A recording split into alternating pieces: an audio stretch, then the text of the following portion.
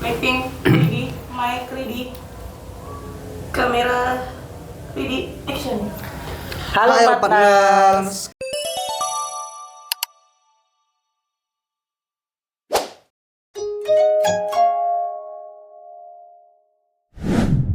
Ketemu lagi dengan kita di sini di Paus di 9 to 5 yang bakal nemenin kalian dari jam 9 setelah capek kerja dari jam 9 sampai jam 5 sore bareng saya Zulfika Dan saya Asfa, dan bagi kalian yang pengen istirahat boleh banget dengerin kami.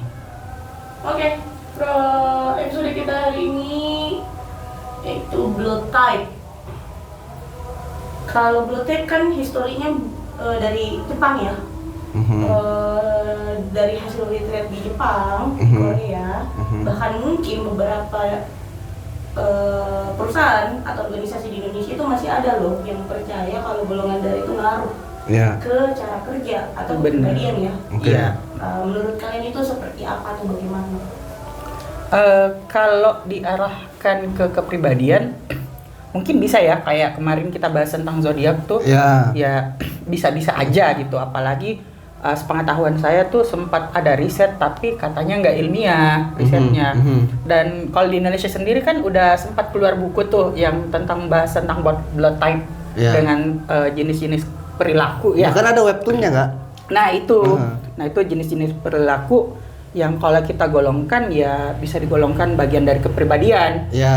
Risetnya pun untuk buku itu saya kurang tahu, tapi ya bisa dikatakan iya dan dikatakan tidak sesuai dengan referensi masing-masing. Soalnya kan ada beberapa orang yang merasa saya golongan darah ini tapi enggak ini, tapi untuk beberapa bagian dari pernyataan di buku atau dari referensi itu oh iya ada nih yang kena sama saya kayak gitu. Tapi kalau saya pribadi memang minim referensi soal blood type mencari kepribadian tentang blood type gitu, soal kategorisasi kepribadian dari blood type, karena memang di Indonesia itu sangat tidak awam. Iya, sangat untuk tidak awam, sangat sekarang lumayan asing lah. Iya, untuk sekarang baru aja, sangat kan, baru. Karena memang ya terkenalnya di negara-negara Asia Timur lah itu. Iya, dan itu pun Korea, baru Jepang yang paling bisa mengakui gitu. Kalau Korea sekarang dia masih pakai hierarki sendiri sih kalau masalah golongan darah itu. Kalau di Indonesia saya sempat dapat untuk digunakan untuk rekrutmen golongan darah itu, tapi itu perusahaan afiliasi yang pernah kerja kerja bareng negara Jepang gitu. Iya, makanya juga aku tuh aku apa saya? Bebas aja. Jadi saya pernah daftar kerja di HR-nya itu saat kita mendaftarkan isi apa dan semacamnya. Kadang dimintanya itu ditanyain golongan darahnya apa. Dan biasa juga makanya di CV biodata tuh biasa ada yang harus nyantumin golongan darah. Oh gitu. Biasanya ada, tapi nggak umum gitu, nggak semua perusahaan. Saya kurang tahu deh, tapi kalau kalian yang pernah kerja di perusahaan negara Jepang, pernah nggak ngalamin yang seperti ini? Misalnya dalam rekrutmen emang udah harus nyantumin golongan darah. Tapi kalau bagi pribadi, golongan darah ini hanya referensi untuk bisa menentukan jenis kepribadian. Atau ya nggak kepribadian, lebih ke karakter aja kali ya. Kayak gitu. Siapa tahu di antara kalian itu yang kemarin jadi volunteer kabur aja dulu. Ya, bisa yang jadi ke Jepang atau ke Korea atau yang lagi kerja di Jepang saat ini. Coba komen di kolom komentar soal terkait apakah memang prosesnya itu ditanyain juga soal golongan darah. Golongan darah gitu. Oke, next stereotip tersebut nih kan beberapa negara kayak Jepang, Korea ya, bahkan Indonesia sendiri tuh mempengaruhi rekrutmen. Tim bahkan budaya kerja. Bagaimana menurut kalian? Apakah di Indonesia itu sudah mulai dipakai atau diterapkan atau bagaimana? Kalau yang saya lihat sih yang pernah berafiliasi sama negara tertentu yang masih pakai gitu. Tapi kalau yang langsung dari depan mata gitu untuk rekrutmen dari golongan darah, saya belum dapat sih sejauh ini. Dan penggolongan darah berdasarkan tim tuh kayak masih asing aja buat bisa dibilang oh iya ini oke nih gitu. Soalnya kan itu juga masih banyak banget faktornya, mulai dari kecocokan personal juga bisa kayak gitu, atau memang ya attitude juga perlu loh untuk dalam kerja kelompok gitu. Kalau misalnya ya golongan darah O misalnya dikatakan rapi dan begini-begini, tapi ternyata ada juga loh beberapa golongan darah O yang seperti itu karakternya. Jadi agak susah ditebak gitu. Bahkan untuk tes kepribadian sendiri pun itu masih bisa dipertanyakan, masih ada errornya gitu. Apalagi kalau kepercayaan dengan satu jenis golongan darah tertentu untuk dikelompokkan dalam satu tim. Dan kayaknya gimana ya, agak berat juga kalau harus menggolongkan darah dalam satu tim. Soalnya kan banyak macam-macam gitu. Di Indonesia sendiri kan emang dominan untuk golongan darah O ya dan AB. Ya kayak gitu. Golongan darah A yang agak susah ya kalau nggak salah. Saya kurang referensi untuk hal itu, tapi untuk rekrutmen saya rasa belum wajar sih untuk diterapkan kalau harus pakai golongan darah. Ya sebenarnya kan kembali lagi sih. Jadi jikalau kita mengambil blood type itu sebagai kategorisasi, MBTI pun itu tidak dijadikan bahan rekrutmen. Benar, dia hanya acuan aja untuk sekelas MBTI yang sudah sangat umum, ataukah mungkin apa ya istilahnya Big Five personality juga. Iya, itu nggak terlalu dijadikan acuan di Indonesia untuk membuat suatu tim atau untuk melakukan rekrutmen. Tapi kalau misalnya mungkin membuat tim, mungkin iya. Ada beberapa perusahaan itu yang sudah melakukan memilih indikator kategorisasi entah itu MBTI, terus apa tadi Big Five ataukah memang blood type. Tapi kalau untuk blood type sendiri ya memang masih sangat awam. Benar. Saya sendiri pun kalau saya golongan darah saya A, saya nggak tahu itu kategorinya kayak gimana kak. Kalau saya golongan darah O, itu kepribadian saya itu kayak gimana? Iya benar. Itu aku nggak tahu. Kalau zodiak kan sudah banyak dan sudah lama lah gitu loh. Benar. Apalagi buat kita yang kelahiran anak-anak 90-an itu tahu. Dulu majalah-majalah itu kan lewat majalah zodiak-zodiak itu sudah banyak referensinya. Sekarang kan udah media multimedia lah, maksudnya dari gadget juga ada, YouTube juga ada, bahkan sampai sekarang pun zodiak tuh masih dianggap sebagai ya masalah kepercayaan masing-masing gitu. Percaya zodiak apa enggak. Tapi kalau Kak Aspar sendiri tahu nggak kalau misalnya golongan darah A, B itu sampai AB itu kayak gimana kepribadiannya? Nggak semua sih, tapi pernah baca di buku itu kan bahwa kalau golongan darah A itu lebih itu cenderung ambisius. Terus lebih gelut gitulah, apa kayak pekerja keras banget. Kekeh juga orangnya berarti. Kalau gitu ya bisa jadi kekeh juga gitu, karena kan dia ambisius. Kalau golongan darah B itu lebih santai, lebih slow gitu. Oh iya. Makanya kalau di Jepang tuh sempat ada bahwa kalau golongan darah B udah out dari rekrutmen cut off karena masih dianggap sangat terlalu santai lah untuk jadi pekerja gitu. Kalau golongan darah AB tuh saya kurang tahu, tapi katanya golongan darah O sendiri itu lebih untuk leader. Makanya kebanyakan orang tuh golongan darahnya O. Kayak gitu.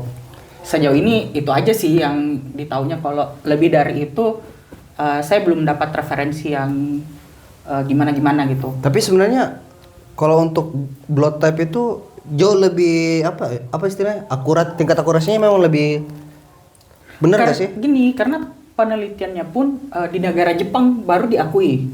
Tapi kalau di negara lain itu masih dianggap sebagai bukan penelitian ilmiah gitu. Jadi kayak masih survei untuk tipe-tipe golongan darah. Jadi di beberapa negara masih meragukan masalah penelitian ini gitu. Berarti memang untuk blood type itu jauh lebih maju penelitiannya dan lebih mudah diterima oleh masyarakat dari Asia Timur. Asia Timur banget, benar. Karena oh iya juga.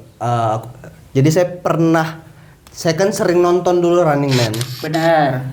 Jadi saya juga pencinta K-pop partners.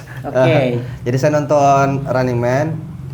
Mereka itu ada beberapa episode apa ya istilahnya itu, mereka memasukkan blood type entah itu dalam kuisnya atau dalam gamesnya mereka gitu loh. Dan bahkan di beberapa variety show itu menjelaskan kalau misalnya itu mereka cari pacar berdasarkan golongan darah. Iya. Apakah benar atau tidaknya itu ya saya nggak tahu ya tingkat akurasinya kalau terkait golongan darah. Nah kalau di Indonesia sendiri sih setaunya golongan darah tuh untuk donor. Jadi kalau itu lebih ke arah sana aja kan gitu. Ya udah kalau misalnya di golongan darah O cari pacar golongan darah O, jadi kalau kenapa-napa pacarnya aja yang donor darah. Cuma kalau saya nggak bisa donor darah Kak. Ya soalnya kan donor darah pun ada persyaratannya juga. Iya. Pertama karena saya orangnya sudah kurus. Oh iya, berat badan. Iya, berat badan. Yang kedua saya orangnya tukang begadang dan suka minum kopi. Oke, next pertanyaan. Menurut kalian nih, penggunaan stereotip ini sebaiknya atau kira-kira deh kapan bisa digunakan? Dan penggunaannya itu untuk apa? Dalam organisasi? Stereotip karakteristik dalam golongan darah gitu ya. Kalau saya pribadi sih lebih kepada fun fact aja deh. Akhirnya untuk senang-senang ya mungkin kayak ketemu sama teman, golongan darah apa? Oh golongan darah ini. Oh iya cocok ya kalau golongan darah ini dengan golongan darah ini tuh cocok gitu. Ya fun fact aja untuk having fun. Atau mungkin dalam proses ya kayak tadi Running Man tuh bisa dijadiin ajang untuk outbound gitu atau teamwork gitu, saling bermain di dalam itu, jadi diajak untuk bersenang-senang aja, bukan jadi sesuatu yang kalau saya rasa jadi kayak momok gitu. Saya ini emang golongan darah saya nggak cocok dengan golongan darah tertentu, yang akhirnya ngebatasin kalian kerjasama sama orang lain. Ya mungkin karena kepercayaan kalian ke satu golongan darah itu yang nggak cocok, akhirnya nutup kesempatan kalian untuk bisa bekerja sama atau berkembang ke golongan darah yang lain ini gitu. Jadi itu jatuhnya cuma stereotip di kepala kalian doang, bukan sesuatu yang fakta yang bisa kalian percaya gitu. Nah itu jadi bahaya kalau misalnya ini digunakan secara mentah-mentah. Kalaupun kalian menggunakan seperti yang digunakan di Jepang, itu benar-benar kalian harus baca risetnya, tahu risetnya, bisa mahamin deh kenapa sih golongan darah O dinyatakan kepribadian seperti ini, atau golongan darah A kepribadian seperti ini ya, karena banyak hal lah. Soalnya salah satu hal yang buat agak sulit golongan darah di Indonesia sih kayaknya karena kita punya budaya yang berbeda. Kalau di Jepang kan tuh bukan beda banget, kita multikulturalnya nih, mulai dari daerah, suhu, ya ras dan lainnya tuh bisa menjadi faktor yang membedakan. Tapi kalau saya percaya bahwa penerapan stereotype blood type itu bisa dibilang cepat untuk penerapannya di Indonesia Kak. Karena pertama di Indonesia banyak wibu. Oh ya. Jadi kepercayaan untuk budaya Jepang lebih gampang. Iya, penyerapannya itu. Yang kedua, ya K-popers banyak juga. Iya, karena kan blood type itu terkenalnya bukan cuma di Jepang aja, tapi di Asia Timur lah, Tiongkok juga gitu. Jadi memang bakalan cepat gitu loh. Dan belum lagi, kecuali juga memang gini juga Kak, blood type itu secara penelitian research itu sudah kualitasnya itu sudah menyamai dengan kayak seperti Big Five atau MBTI. Nah, yang memang diakui di keilmuan psikologi. Benar, tapi kan kalau golongan darah tuh udah ada resus juga ya. Resus A, dan bahkan ada beberapa golongan darah langka ya kan. Saya pernah dapat tuh katanya golongan darah K. Nah K. Itu iya K. Katanya golongan darahnya cukup K, kanan kiri. K, huruf K gitu. Ada ya? Ada ternyata, tapi saya nggak ngerti apa itu juga masuk dalam blood type yang dimaksudkan di Jepang atau ya karena K ini unik gitu. Jadi saya kurang paham deh kalau masalah itu. Ini mirip-mirip sama kayak zodiak kemarin ditambah bintangnya Kak. Iya, ada kan bintang ke-13 di zodiak juga. Masa saya ganti zodiak ini kalau saya nggak mau lah. Jadi kira-kira udah berapa ratus tahun berlalu. Iya, tapi kan itu ini golongan darah K. Iya, katanya golongan darah K kalau nggak salah gitu. Dan dia unik, punya golongan darah yang unik. Bahkan untuk golongan darah A sekarang kan udah baru kita kenal nih, banyak yang kenal tentang resus. Jadi resus positif dan negatif tuh beda. Itu juga apakah itu mempengaruhi nanti dari stereotip kepribadian ini kayak gitu. Kita butuh riset banyak banget untuk bisa mencerna nih untuk bisa ngakuin bahwa oh iya oke, golongan darah bisa nih dipakai di tipe kepribadian. Mungkin bisa juga research kalian deh, bukan hanya kepribadian, jadi tipe golongan darah ini cocoknya kerjanya apa gitu. Jadi akan mempermudah untuk rekrutmen gitu. Benar ya.